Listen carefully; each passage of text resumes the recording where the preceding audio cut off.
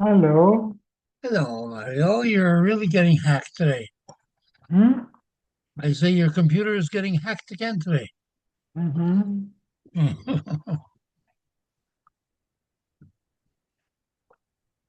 You figured out what it was? What? Did you figure out what it was? I didn't understand. Did you fix it? What, the computer? Yeah, Mine is okay. Oh, the you're car, okay. you mean, the car. Yeah. Not yet. Still have to drive it quite a few miles and then take it back to the smoke test. In the Uh, meantime, I went to the dealer because there was another bad code, and they said it's the battery. So I said, okay, change it. When they gave me the bill, I almost died. Almost $400. the battery. We're doing Wow. Serba first? Are we doing What? Serba or the Daf first? No, the Daf. The Daf, okay.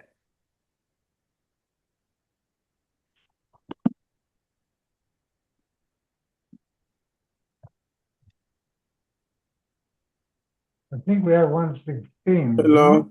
What? Or 116 or 117? Zion. 116. 16 at the top. Oh, shoot.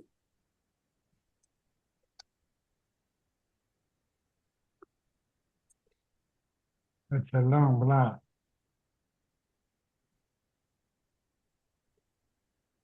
Don't worry. Ernie will take care of it. Right. I have to get my headsets.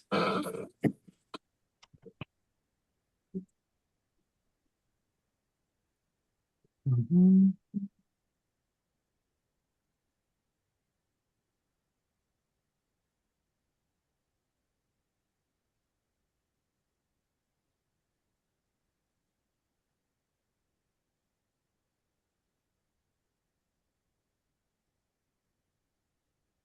Good evening, everybody. Good Hello. evening.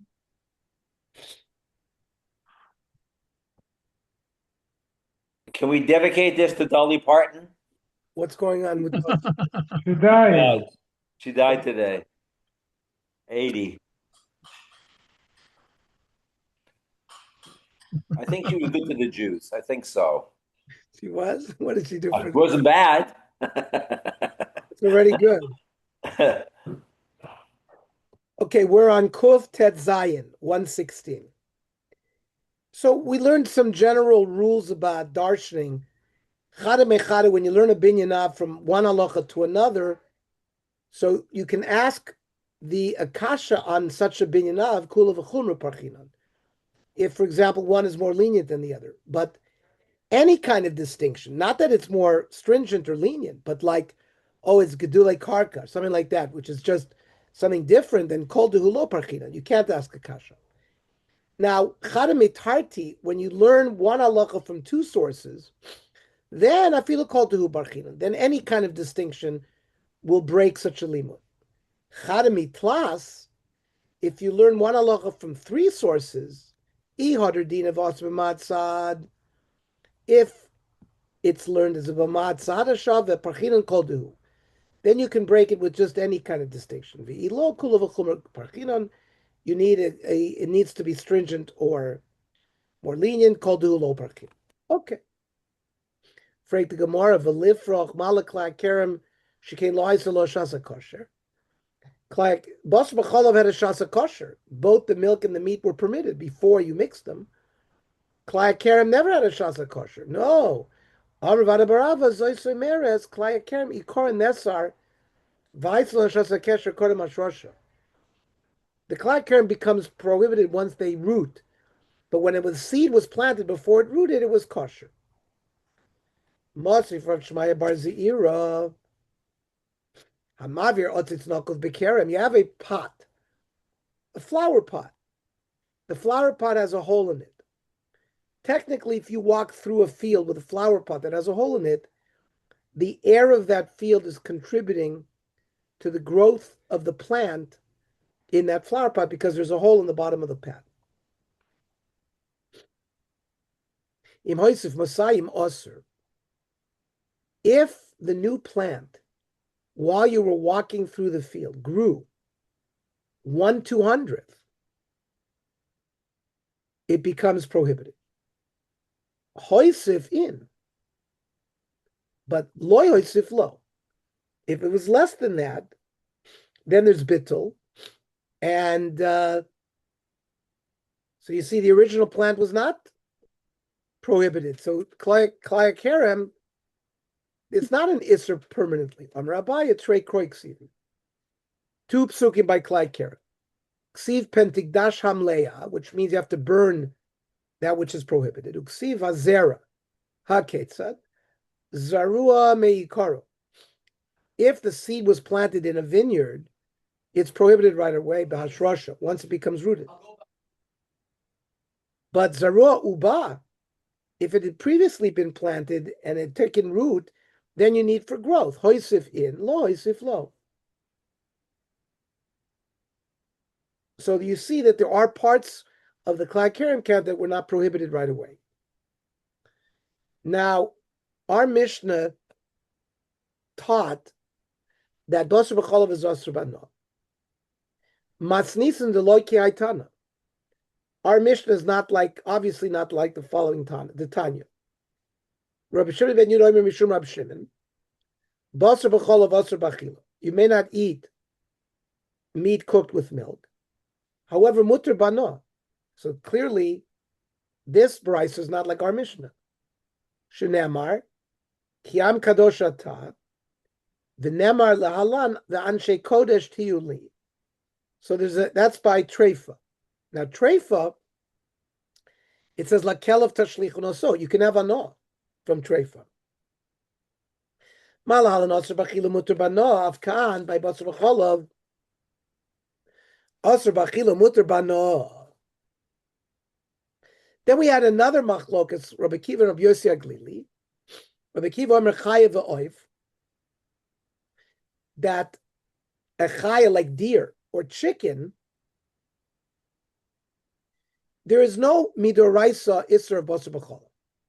He holds midrabanan, it's usser, but not midoraisa. And he uses the limud losav ashel gedi b'chalavimo 3 times. Afraid the Gemara, Hahani Avkinu L'Kiddush Shmuel. We have the din of Shmuel, where we included if you cooked chaylev and nevela with milk, or a fetus. So these limudim were used. So Rabbi Kiva doesn't need that. Ksav Rabbi Kiva Isser Chalalisr. He holds that generally Isser Chalalisr. So the Isser chaylev, there's no problem. You don't need a pasuk to tell you that it's usser to cook chaylev, even though chaylev was previously prohibited, because Isser Chalalisr. So chaylev umesa, which is nevela lo tzrich ikra. Shlil, the fetus of a goat, gedimayu is a goat. I don't need a pasuk. Aisru lekulu. So all 3 are available for drushes to teach me prat l'chaya v'of l'behemet tmeya, that if you cook a chaya or a chicken or non-kosher animal, there's no biblical prohibition of cooking it with milk. Then there was another Manda Omar who held similarly. Rabbi Yosef Omer Namar Loi Soichlu by Nevela. He said those things that are those kinds of meats that are prohibited by Nevela, you can't cook with milk. Now we said a chicken does not nurse from its mother, so there's no bachalev aim. So Ma'ika ben Rabbi Yosef Rabbi Kiva.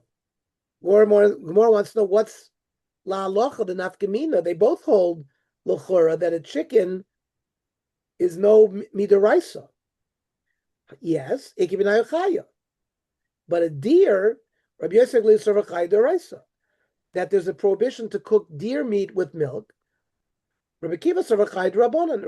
Rabbi Kiva holds also by chaya, it's only rabbinic, or even oif ikibinai, that the Gemara learns that there was a difference between Rabbi Kiva and Rabbi Yosef even by chicken.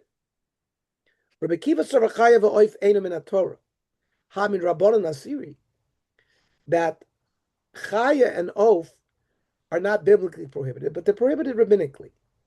Comes Rabbi Yosef Glidus over oath afil Rabbanan nami la'aser.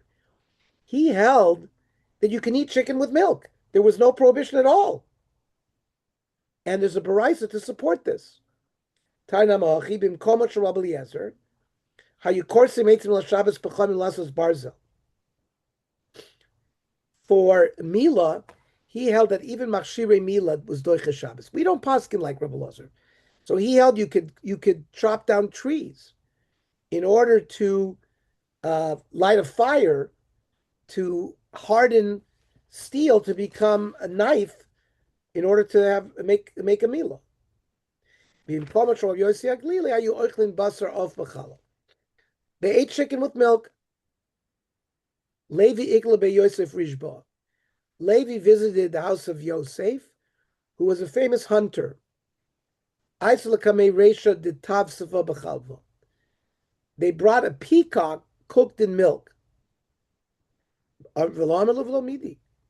Levi didn't say a word to say don't eat it. When Levi told over the story in front of Rebbe, why did you put them in the cherem?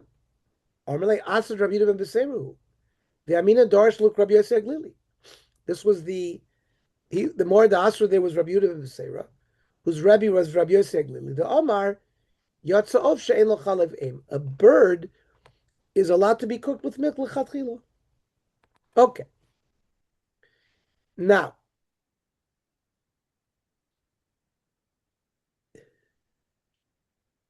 keva refers to rennet. Rennet is milk that's found in the stomach of a cow, where there's enzymes renin, and this mixture of milk that's coagulated with the renin can be used to make cheese. So that's keva. The or keva refers to the skin itself of the stomach, and we'll see both was used. Kevas oived kirchovim. If you got this rennet from a goy's animal,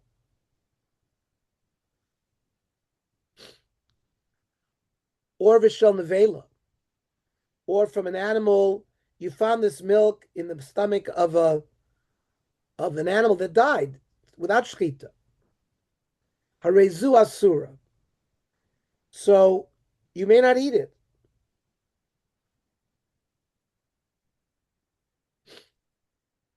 It's viewed as part of the animal itself. It's not viewed like you make milk and it's a separate thing. Since the animal is a nevela, this item is also a nevela. That's how the Gemara is learning so far, or Rashi learns. Now, hamami be'orshel keva. They used to take a stomach and they used to put milk in the stomach of a cow. And the enzymes would make cheese. However, what about the fact that you're mixing meat and milk? Right? The keva is meat. You're putting milk in it. So he says, "Im yesh benoisen tam." If you can tell the flavor of the meat in the milk, then it's prohibited. Now you should ask me, well, what about if it's cold? We know that the flavor, it's only a problem if it's hot, but if it sits in the stomach for 24 hours, it's like soaking. And we learn kovish kamavushal. And therefore, you might have a flavor of meat in the milk. Others say since it's enzymes that curdle, so that's considered already a flavor. And arezu asura. If you can taste the meat, it's also, now it's only also midrabanan. Because again, if you take cold milk and cold cheese, cold bologna and cold cheese and you eat it together, you're not allowed to do that, but that's only prohibited midrabanan. You didn't cook it. So here too, it would be also midrabanan. If you can't taste the meat flavor, then you can use this approach as long as the tissue comes from a kosher animal. Because if it doesn't, then because it won't, there's no bittul for something like an enzyme. But it's not a problem with basar b'chalav because there's no flavor. Another case, ksheira sheyanka min hatreifa. If a kosher animal that nursed from a treif animal that eventually was shechted was found to be treif. Kevasa asura. So the milk of a treif animal, of course, is asur. So let's say you shecht this animal and you find this milk rennet in its stomach. That's prohibited because it came from a treifa. On the other hand, treifa sheyanka min haksheira. You have a treif animal that nursed from a kosher animal, then kevasa muteres. The rennet is okay. It's not part of the treifa animal. It's something that was taken from a kosher animal. It's in the stomach.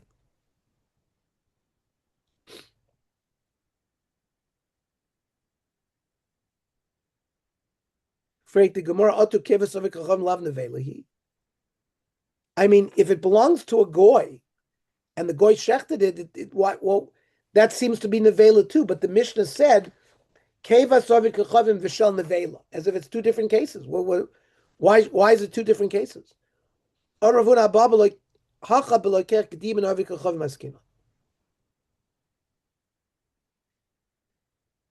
Jew bought the goat from the akum, and the Jew slaughtered it.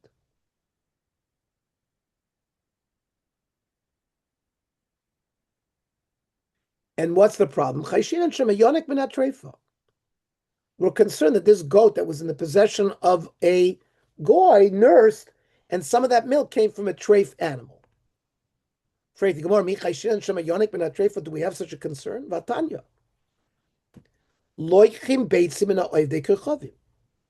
You can buy eggs from goyim because you can tell the way kosher eggs versus non-kosher eggs from their shape. We learned that before.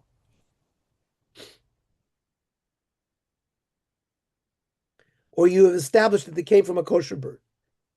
We're not concerned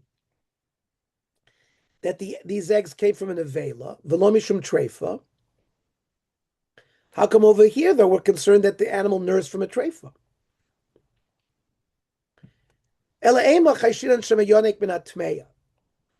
Forget about what we said, treifa. It nursed from a pig, non-kosher animal. Why are we're not worried that it nursed from a treifa, and yet we're worried that it nursed from a tmeya? Why? Gemara says treifa lo shchia. A treif animal was a rare thing. Tmeya shchicha, but non-kosher animals were all around. So ishchicha fil gabi didon nichosh. So our goats, why aren't we concerned that they wandered around and they nursed from a non-kosher animal?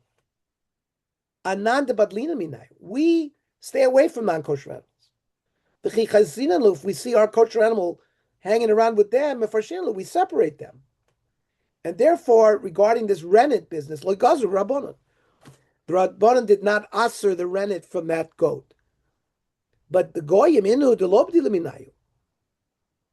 the goyim don't separate themselves from non-kosher animals. When they see their goats nursing non-kosher animals, they don't do anything about it. So therefore, by those cases, gazu b'rabbanan. Shmuel Omar, because we asked the kasha, it says kevas ovid kechavim v'shel nevela. L'chora, it's two cases. Shmuel says it's one case. Chadek tani. Kevas shchitas ovid kechavim is a nevela, and that's what we're talking about. Is the rennet found in the stomach of a nevela, is that considered part of the animal and it's also Amar Shmuel? Why do we say that it's prohibited to eat cheese from a goy? They make the cheese by putting it in the stomach of a nevela. Now, The stomach itself is nevela, but hakevas gufa shaya. But the rennet that comes out of it would be permitted. You can't use the skin lining, but the rennet, the congealed milk with the enzyme, you can use. Okay, loy kasha. Kan kodim chazar. Rabbi Yeshua initially said that if you find this enzyme complex in the stomach of an nevela, it has to be considered part of the nevela to be prohibited. Kan lacher chazar. But then after Shmuel explained what his thing, Rabbi Yeshua retracted, and said that you can use the rennet from the nevela because it's considered a separate item. It's considered just milk. And if you don't have the taste of the meat, we said it's okay. Then ksheresh shiyanka min hatreifa. We talk about a kosher animal that nourished from a treifa. That's we said is prohibited. But if the treifa nourished from a kosher animal, that milk is kosher. V'haktani reisha kevas oivik mishal verezu asura. Now why? Because we said the milk found is like part of the nevela. Why don't we say the same thing here? Amrav Chisda reisha nira koichel nevelas. Because when you find this rennet in a nevela, it looks like you're eating from a nevela. What? Where you shechted a treif animal, ikashchita. So people are not going to be concerned that you're eating from a nevela. Amarle Rava Valav called a chenu. It's like a kavachomer. Uman nevela de meisa. People, it's ugly. It's disgusting. People stay away from the vela. The isharis lekevasa. And if you permit using its rennet, lo asi lemechamina. There's no, even if you permitted it, people are not going to come to eat nevela because people stay away from it. Yet you told me amrit lo treifa shkuta. But an animal that was treif that you shechted, it's not mo'us. And the isharis, if you permit using this rennet milk enzyme business, if you can, therefore, I would certainly think there's a gzeira, and we should say it's prohibited. Again, loy kasha, kan kodim chazar, kan lacha chazar. We had initially they thought that if you found milk in the nevela, it was nevela itself. Then they changed the man and they said it's not. We keep the original language, but the halacha is changed. Mamidin bekevas nevelas. You can make cheese if you find this milk, congealed milk with the enzyme in the stomach, even of a nevela. You can use that because we said it's considered a separate entity. Milk, it's considered like waste and it's digested. It's not meat, and you can use it. But vein mamidin bekevas shchitas ovid kechavim. If you take an animal that was shechted by a goy, you cannot use that rennet. The Gemara will tell us why. Amar lefanav Rav Shimon ben Abba. Kiman. Rav Eliezer. Domer stam achshav etzavi kachol avodas kachavim. When a goy shechts, he's shechting lavodah zara. And therefore, anything that comes out of an animal that's lavodah zara is prohibited. Amar levela kiman. Well, who else? It's obvious that it goes with Rav Eliezer. But Kios Rav Shmuel bar Rav Yitzchak Rav Yochanan, mamidin, you can make cheese. Bein bekevas nevela, bein bekevas shchitas avikachav. Whether it's in the stomach of a nevela or an animal that a goy shechted. Shloi locho shel divrei Rav Eliezer. We're not concerned that when goyim shecht, they shecht lavodah zara. What's the final halacha? Hilchasa. Ein mamidin beor kevas nevela. You cannot put milk in the stomach of a nevela to make cheese, because that is actually nevela and it will prohibit the milk. But if you just have the rennet, meaning the milk with the enzyme, even if it came from a nevela, you're allowed to do that, because we said that eventually Rabbi Yeshua retracted the prohibition. You can use rennet from a kosher animal that nourished from a treif animal. The kosher can became a treif shyankim nakshera. Certainly, a treif animal that nourished from a kosher animal. My timer. This milk is like waste product. It's not part of the animal. It's not milk. It's like digested waste. And that's permitted. And it can be used to make cheese. You have to go to the Shulchan Aruch Yeridea, Pei Aleph, for final halacha. There are people who are makel. Okay, we'll stop here. We're going to learn the Tzorah at 8:00 tonight. Tomorrow, tomorrow, hang on, what is day tomorrow? Tomorrow, 5:00. 5:00. Okay? Daf Yomi. Shkoyach, everybody. You.